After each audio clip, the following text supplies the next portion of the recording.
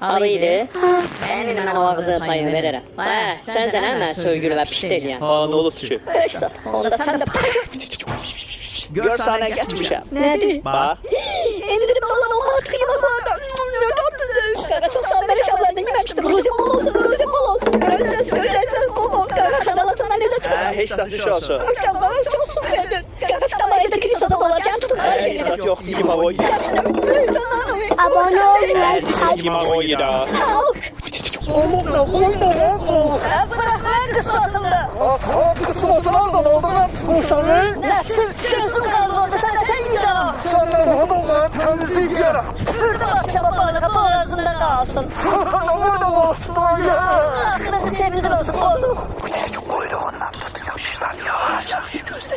Kime lira orada da? Kime lira? Ne lazım idi kız? Yok öyle. Dedi baba çıllat buradan. Alıydı.